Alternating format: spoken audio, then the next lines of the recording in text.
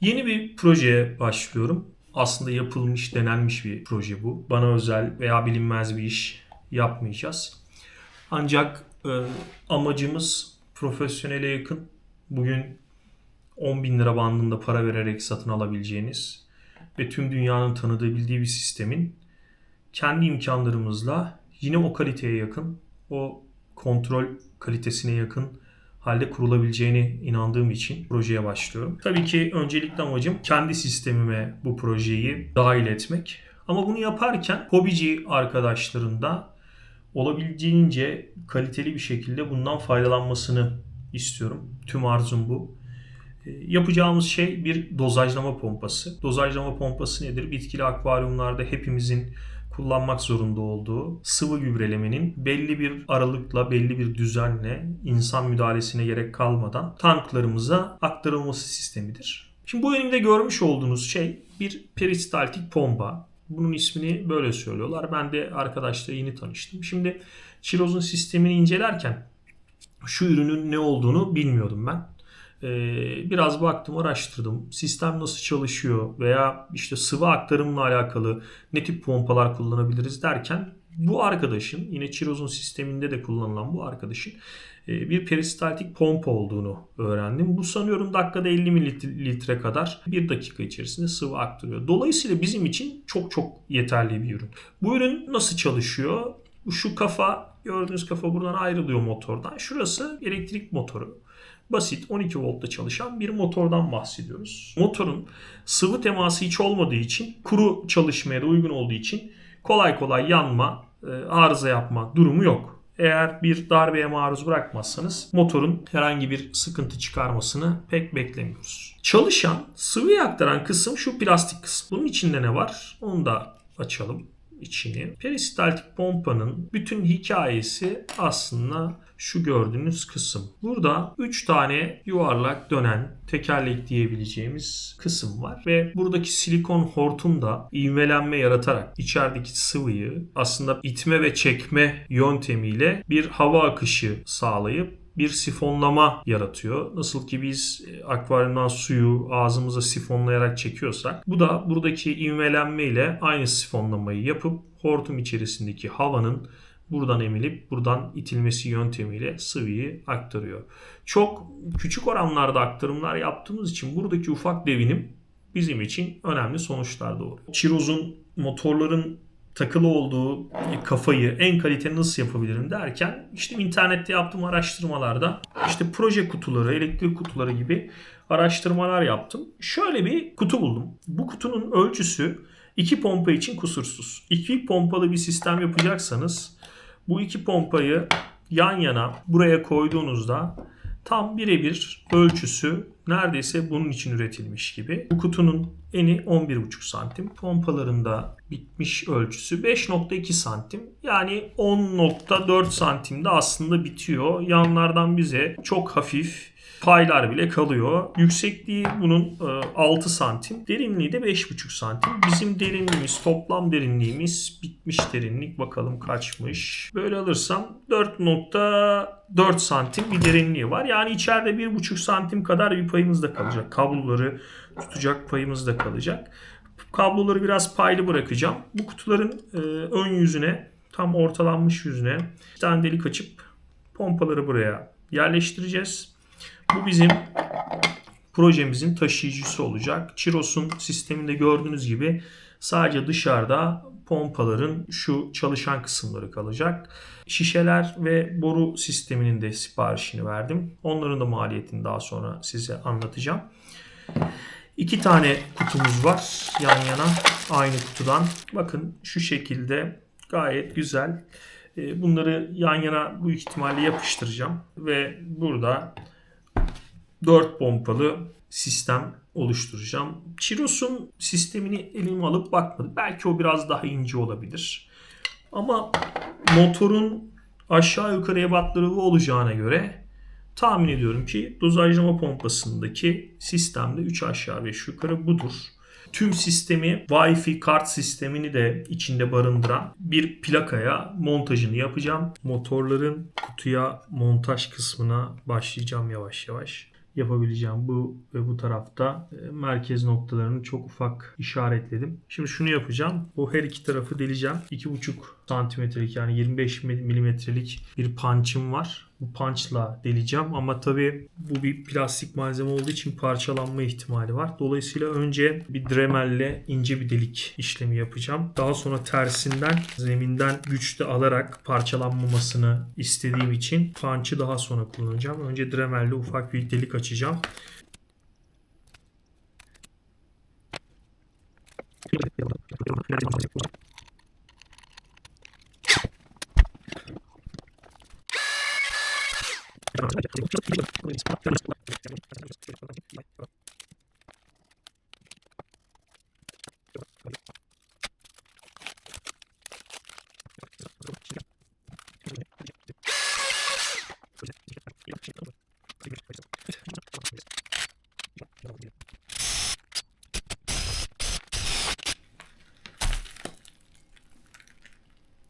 İyi gibi.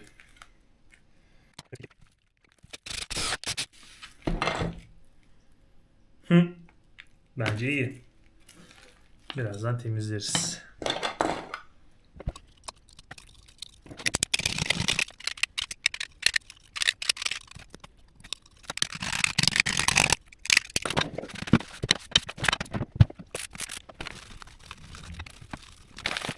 Evet. Ve büyük an. Biri müthiş. Diğer pompalar nerede?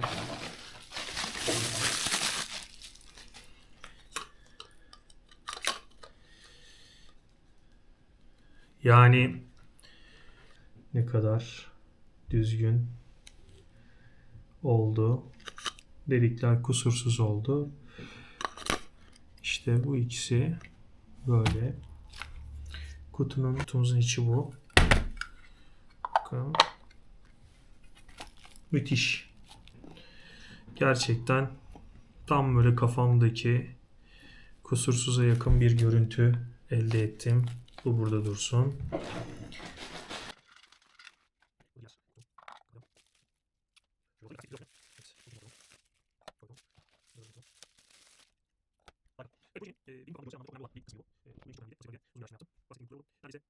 Pompaları direkt kapağa monte edeceğim. Buradan şimdi birer elektrik deliği olacak. Onu biraz daha kart vesaire geldikten sonra karar vereceğim. Şimdi yarın yapacağım birkaç şey var. Bunlara uygun kibar vidalar bulacağım. Vidaları muhtemelen direkt saç vidası gibi bir vida değil de arkadan şöyle somunla tutturabileceğim bir şey yapabilirim. Sağlam olmasını istiyorum. Çünkü bunlar devinim yapan, çalışan parçalar olduğu için o titreşimden dolayı vidaların gevşemesini istemiyorum.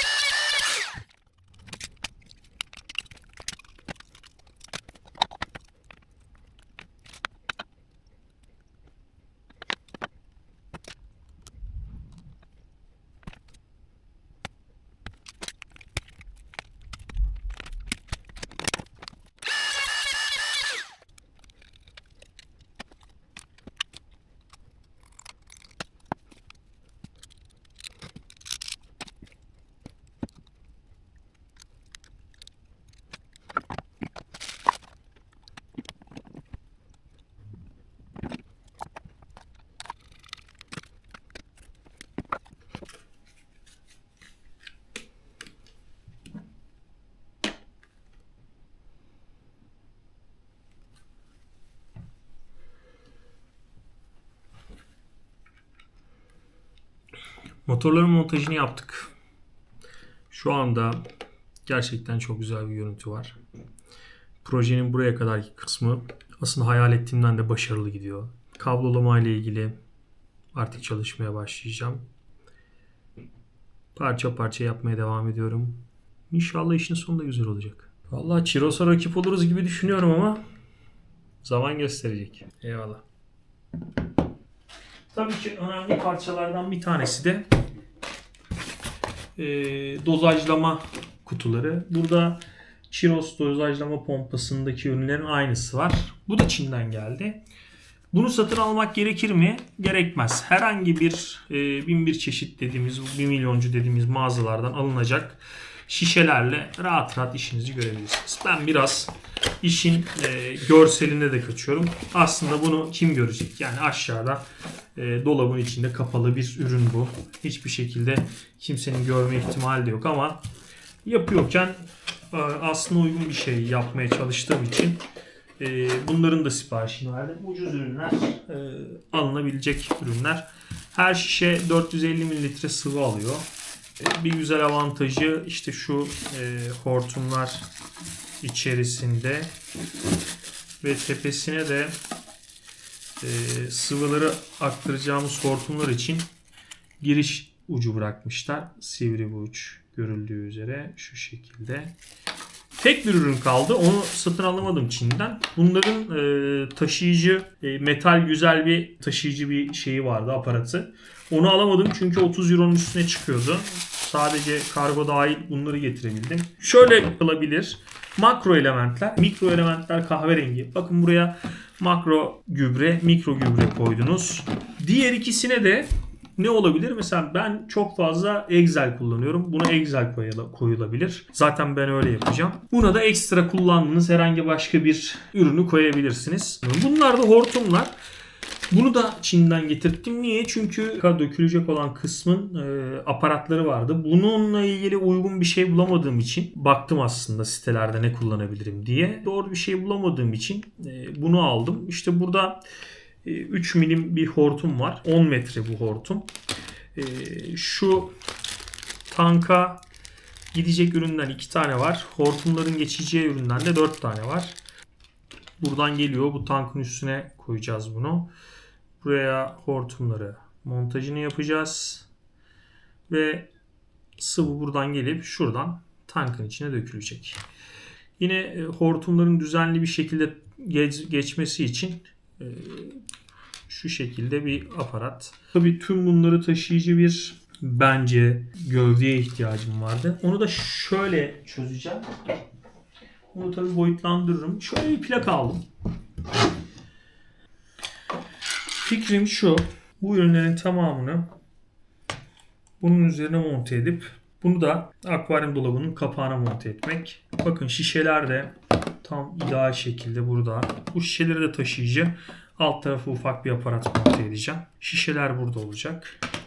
Switch burada olacak. Şişeleri tutacak klipsler bunlar. Çok basit bir sistemle yaptım. Chiros'un sistemi bir metal askı aparatıyla şişelere taşıyor. O da çok şık. Şimdi onunla baş edebilecek durumda değiliz. Yani neticede dünyanın akvaryum ekipmanları konusunda sayılı firmalarından bir tanesi Chiros. Biz Chiros'dan ilham alıyoruz. Böyle bakmak lazım konuya. Onların kalitesine en yakın ne üretebilirim? Benim çıkış noktam bu. Bu iki klips ne işe yarıyor? Şişelerimizi taşıyacak. Çok basit 1 milyoncu diye tabir ettiğimiz ucuzluk marketlerinin birine gittim. Ne bulabilirim diye baktım. Şöyle basit bir sabun tutucu aslında bu. Evet, ama benim işime yarıyordu. Şöyle daha önce aldığım ama kullanmadığım elimde 15'i 20 ölçülerinde şu süngerler var. Bu süngerler olmadan sepete yerleştirdiğimde biraz sağda ve solda ve arkalarında bir parça boşluklar kalmıştı. Ben de uygun şekilde süngerleri kesip şu taraflara dayanak. Çok güzel bir görsel aldığıma inanıyorum. Bu görüntü beni mutlu etti. Bakın şişelerin de birbirine yaptığı temasla aslında harika, sağlam bir düzen elde etmiş oldum. Bu plakanın bana bir avantajı daha olacak. Motorlar burada çalışacak ve elektronik devremiz de burada olacak. Tetikleyici de burada olacak. Evet, kurulumumuz tamamlandığında sistemimizin görüntüsü bu şekilde olacak. En son bu hale getireceğiz. Biliyorsunuz motorları bağladığım kutular bunlardı. Bunlar birer elektrik devre kutusu. Bu kutuların içerisinde 4 tane şu iç kısımlarda, biri burada, biri şurada. Buraya kart devre bağlamak için somun bırakmışlar. Kapaklarını şuradaki somunlara vidalıyoruz. O somunların içerisinden dikkatli bir şekilde plastiği delip arka tarafından çıkardım. Bu alüminyum tabakamızı da buna uygun bir şekilde deldim. Buradaki delikleri açtım. Evet, ne aşamadayız? Elektronik devreyi tam orta kısma montaladım. Motor taşıyıcılarının montajını yaptım. Arka kısımlardan delip motorların bazılara kırmızı, nötrlere mavi kabloları bağladım. Şu an aslında kabataslak tüm montaj hazır.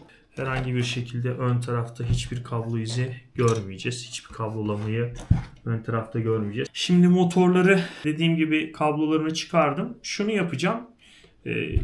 İç taraftaki kablolamalar şu an çalışıyor mu? Çünkü bir daha bu kısımları sökmem gerekmeyecek. Artık orayla işim bitti.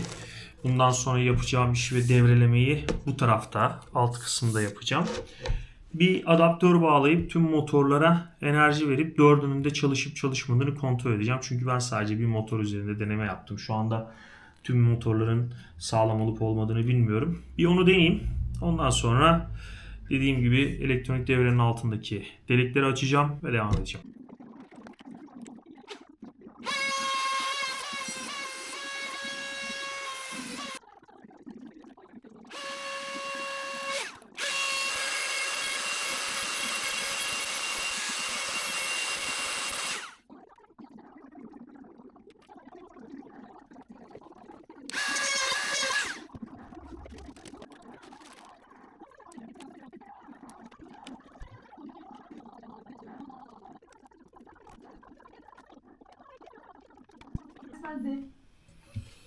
Evet, taş gibi oldu. Bunu niye yaptık? Hemen şöyle göstereyim. Tüm sistemi bu çıkışa bağlayacağımız için bundan sonra tek yapmam gereken soketi takmak olacak. Evet, teknik olarak aslında artık bitti. Sadece elektriği vermek kaldı. Bu 12 voltla çalışan bir sistem.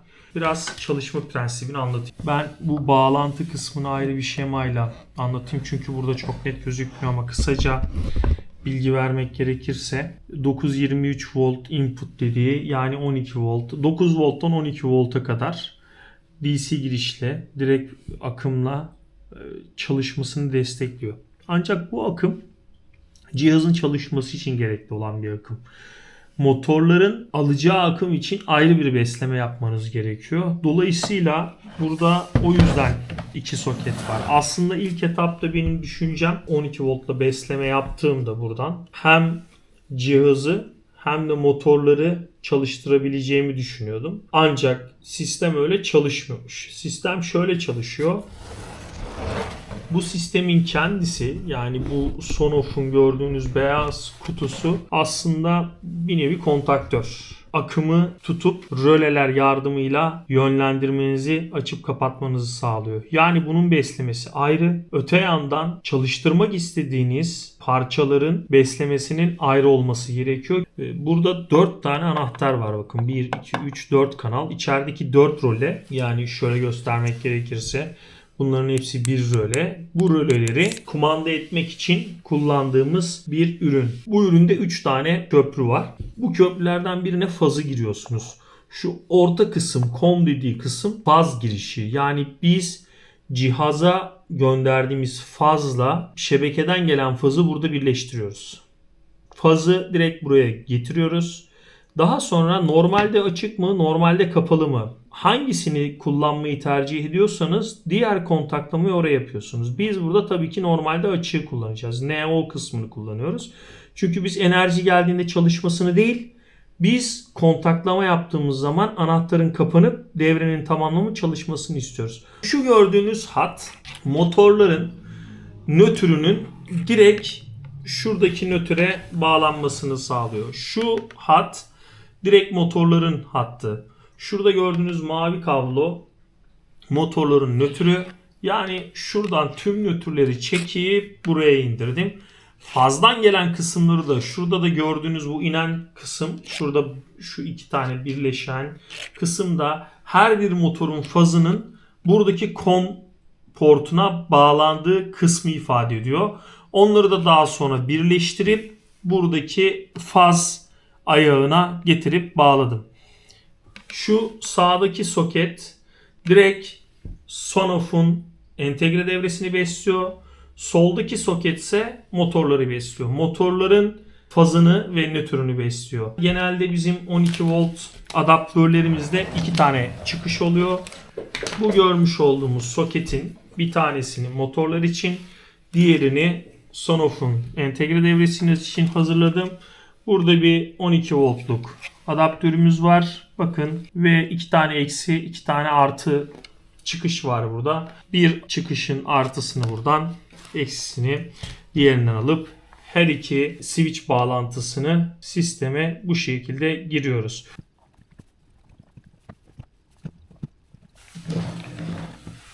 Dozajlama sistemini tamamladım. Sistem çalışıyor. Ancak henüz kalibrasyon yapmadım. Şimdi bugün kalibrasyonu yapıp sistemin son haliyle çalışmasını görüp artık bu videoyu tamamlayacağız.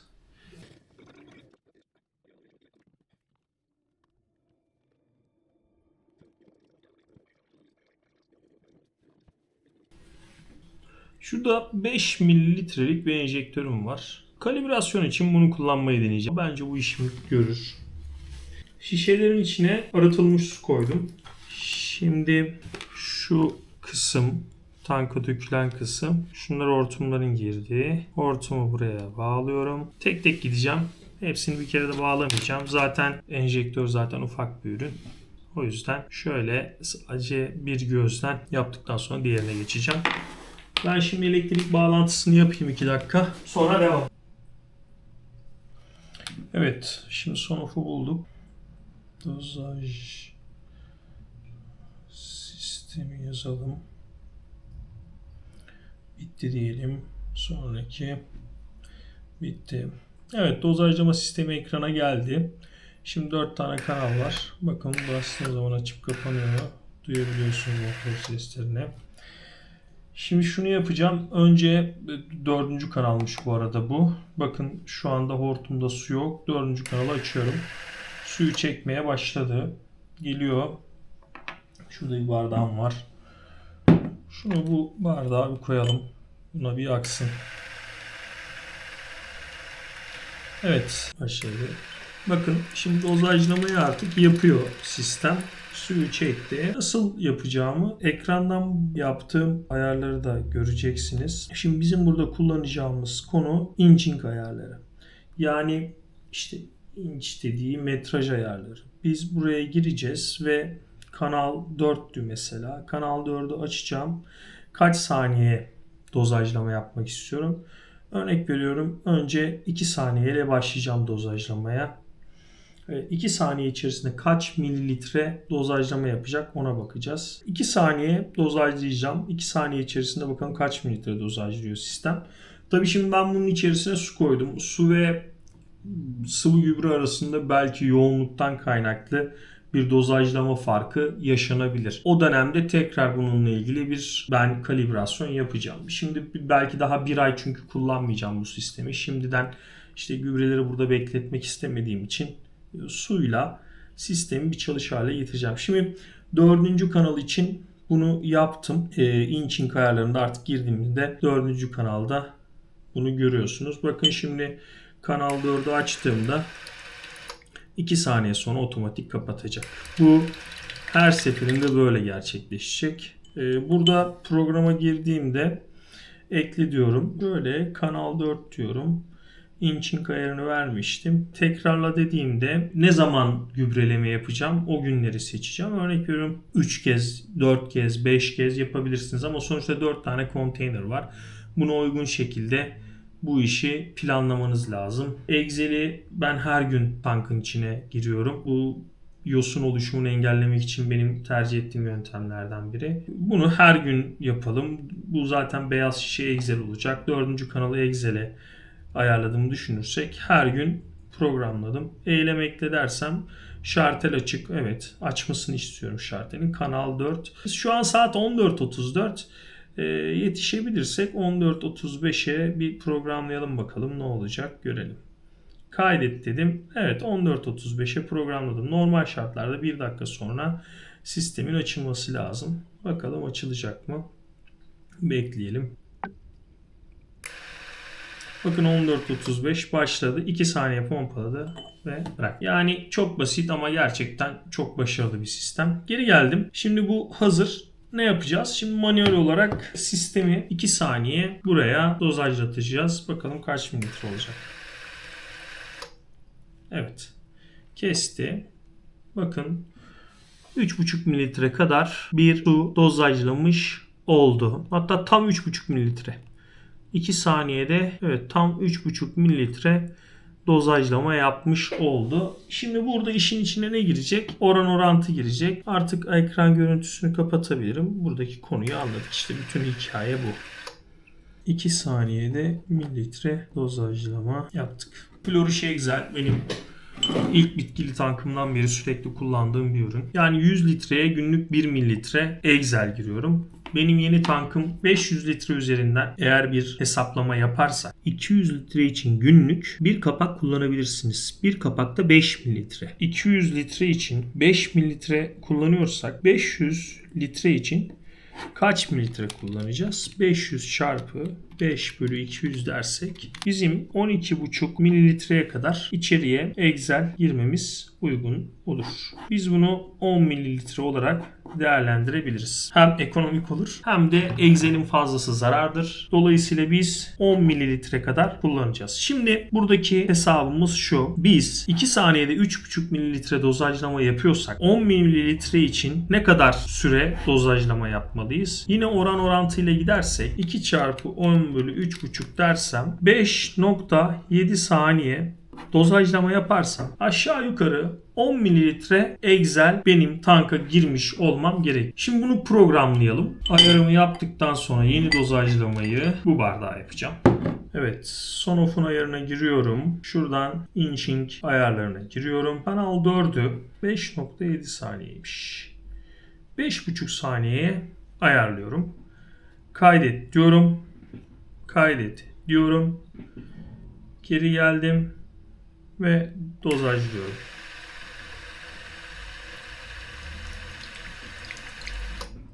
Evet. Şimdi ne yapacağız? Şu anda hemen hemen 5 mililitrelik şeyi çektim. İçinde biraz hava boşluğu var ama yani o kadar olur. Bunu basıyorum. Geldim. Çekmeye devam ediyorum. Bakın ikinci 5 mililitre de burada. 10 mililitre dozajladı sistem. Hiç sorunsuz. Net 10 mililitreyi 5,5 saniyede dozajlayabildik. Yani sistemimiz çiçek gibi çalışıyor. Kalibrasyon işlemlerini bitirdim. Şimdi Sanofi'nin arayüzüne giriyorum. Bakın dozajlama sistemi içine giriyorum. 4 kanal var. Birinci kanal potasyum, ikinci kanal fosfat, üçüncü kanal nitrojen ve dördüncü kanal Excel. Yani potasyum, fosfat, nitrojen ve Excel olarak bu 4 tane şişeyi dizdim. İlkinde yaptığım hesaplamaları 500 litre için tüm kanallara yaptım. 11,5 saniye 20 mililitre potasyum basmam gerekiyor her seferinde. Fosfat 6,5 saniyede 10 mililitre basıyor. Mesela burada şöyle bir fark çıktı. Excel'de 5,5 saniyede 10 mililitre. Burada 6,5 saniyede 10 mililitre çıktı. Sonuçta bunlar içeride 3 tane plastik dönen motorlar. Asıl sebebin motorların içerisindeki o plastiklerin her birinde aynı performansta çalışmaya uygun olduğunu düşünmüyorum. Çünkü bunlar çok basit üniteler. Dolayısıyla bu 1 saniye farklılığın motorların kendi yapılarından kaynaklandığını düşünüyorum. Dolayısıyla her motor için ayrı ayrı kalibrasyon yapıp standart olarak hepsi aynı şekilde çalışıyormuş, aynı sürede aynı dozajlamayı yapıyormuş gibi görmemek lazım. Nitrojen 4,5 saniyede 7,8 mililitre. Yine Excel 5,5 saniyede 10 mililitre olarak tespitimi yaptım. Bunları bu şekilde kalibre ettim. Sonra zaten şuradan göstermiştim. Tekrar göstereyim. Inching ayarlarında da bunların tamamını burada hazırladım. Şuradan isime geldiğimde her kanalın ayrı ayrı isimlendirmesini ve saniyeleri de oraya kendim elde yazdım ki yarın öbür gün farklı bir şey olursa karşılaştırayım diye. Son yaptığım şey de programlama oldu. İşte sabah 8, 8.1, 8.2, 8.3 birer dakika arayla yapacağım işlemleri. Aynı anda da yapabilirim. Tamamını 8'e de çekebilirim. Ama ben birisi dozajlansın. Zaten saat 8'de 5,5 saniye yapacak. 50 saniye tanka dağılacak. Bu 4,5 saniye yapacak. 55 saniye tanka dağılacak. Daha sonra 10 saniye, yine 50 saniye. Fosfat da yine 6,5 saniyeden sonra tanka dağılacak. O yüzden birer dakika arayla motorları çalıştırmayı düşündüm. Programlama da tamam. Gireceğim her bir sıvı gübre için örnek veriyorum Excel'i haftada 4 gün, nitrojeni haftada 2 gün, pazartesi, perşembe, potasyumu haftada 3 gün, pazartesi, çarşamba, cuma, fosfatı da yine haftada 2 gün, pazartesi, perşembe olarak belirledim. Şu an sistemim hazır. Gün sonunda gerçekten kaliteli çalışan bir sistem yaptığımı düşünüyorum. Ergonomik bir tasarım oldu. Rahat kullanılacak bir tasarım oldu. Bir konu daha var. Onu söylemek istiyorum. Az önce karşıma çıktığı için söylüyorum. Burada kalibrasyonu yaptığınızda şuna çok dikkat edin. Sıvıyı hortumlara yükledikten sonra ilk kalibrasyon aşamasına geldiğinizde motorları durdurduğunuzda eğer şişeye su tekrar geri iniyorsa burada bir ayar problemi var demektir. Yani içerideki hortum tam yerine oturmamıştır. Dolayısıyla hava kaçağı yapıyordur. Bu sizin kalibrasyonunuzu alt üst eder. Çünkü bizim beklediğimiz nedir? Yükün hortumda kalması gerekiyor. Çünkü bir sonraki dozajlamada sizin verdiğiniz saniyede önce hortumu doldurursa tanka basacağı sıvı gübre oranı belki de yarı yarıya azalır. Şu kadar bir mesafe, belki yukarıdan da daha fazla gelecek bir mesafe hortumun boşalması sebep olacaktır. Buna çok dikkat edin. Ben ikinci motorda bunu yaşadım. Dikkat ettim. Hem hava yapıyordu zaten dozajlama yaparken düzgün çalışmadı. Hem de durdurduktan sonra sıvının buradan şişeye tekrar geri indiğini fark ettim. Bunu sökmek çok kolay. Videonun başında göstermiştim. Bunu fark edince buradaki kafayı söküp hortumun yerinde doğru oturmadığını fark ettim. Tekrar hem içerideki dönen plastik tekerlekleri hem mili ve hem de hortumları tekrar güzel bir şekilde yerine oturtturdum. Sonraki denememde herhangi bir problem kalmamıştı. Bu önemli bir detay. Başıma geldiği için sıcağı sıcağına anlatayım size istedim.